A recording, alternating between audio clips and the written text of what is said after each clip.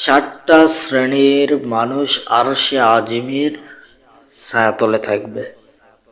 আরশের ছায়াতলে 7 শ্রেণীর মানুষ থাকবে। সেই 7 শ্রেণীর মানুষ হলো যিনি ন্যায় বিচার করে, যিনি ন্যায় বিচার করে, যিনি ন্যায় বিচার করে। আজ তো গরিবের কোনো বিচার নাই, বড় লোকের বিচার আছে, দেখা যায় তো। 2 নম্বর, যে তার যৌবনকাল আল্লাহর ইবাদতে কাটায়া দিয়েছে। যৌবনকাল পেয়েছ যুবক ভাইরা, যৌবনকাল পেয়েছ, এই যৌবনকালটা এরকম ফায়সা কাজে কাটাইয়া দিও না। যৌবনকালটা কাটাইয়া দাও আল্লাহর দিকে। যৌবনকালটা আল্লাহর দিকে কাটাইয়া দাও, তাতে লাভ আছে।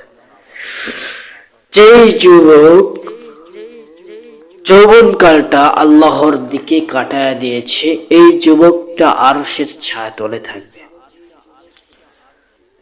যুবকের যৌবনটা আল্লাহর দিকে কাটায়া দিয়েছে, কারণ আল্লাহ তাআলা যৌবনকালের ইবাদতটার প্রাধান্য বেশি দিয়েছেন, বৃদ্ধকালের ইবাদতে তেমন প্রাধান্য দেয় নাই।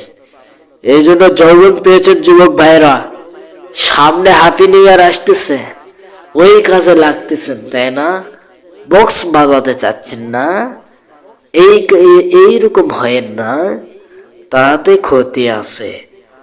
আর বৃদ্ধ যখন হবেন তখন বুঝতে পারবেন। অনেকে কয় যে এখন ইবাদত করে কি করবো, এখন তো এরকমই এইলারই সময়, এই যে গান বাদ্যযন্ত্র বাজানো, এইটা এগুলারই সময়, তো আনন্দ ফুর্তির সময়।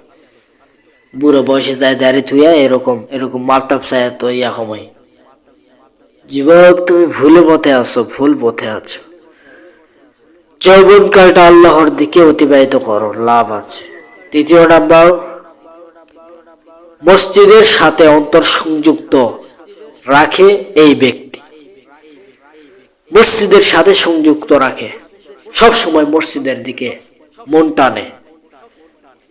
কখন না জানি কখন আজান হয়ে যায়, না জানি কখন আজান হয়ে যায়, না জানি কখন সময় হয়ে যায়, না জানি কখন সময় হয়ে যায়, আমি মসজিদে যাব, এইরকম মনের ভিতর টান টান সংযোগ হতেই থাকে, মানে মনের ভিতর টুস টুস হতেই থাকে যে আল্লাহর আজানের ধ্বনি আমার কানে পৌঁছবে, তখন আমি মসজিদে ছুটে যাব। এইরকম মসজিদের সাথে কানেকশন সংযুক্ত ব্যক্তি। 4 নাম্বার, আল্লাহর জন্য পরস্পরকে ভালোবাসা। আল্লাহর জন্য পরস্পরকে ভালোবাসতে হবে।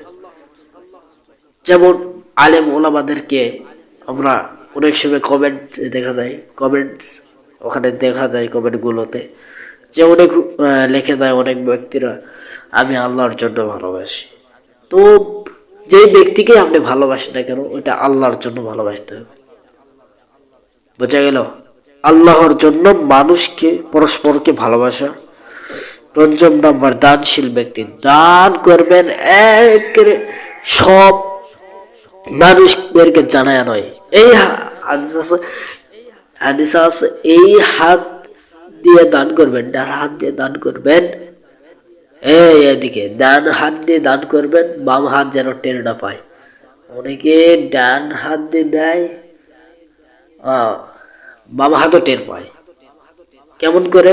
যে দান করেছে এটা অল বিশ্বক জানা দিচ্ছে, আমি দান করেছি, এরকম নয়। দানশীল ব্যক্তি যে এই হাতে দান করবে, এই হাত যেন না জানা পায়, আল্লাহর সন্তুষ্টির জন্য। 6 নাম্বার, পবিত্রতার প্রতি অবিচল ব্যক্তি, সব সময় পবিত্র থাকে এই ব্যক্তি। 7 নাম্বার, যে নির্জনে আল্লাহর ভয়ে ক্রন্দন করে। নির্জনে আল্লাহর ভয়ে ক্রন্দন করে কখন? রাতে তাহাজ্জুদ পড়ে।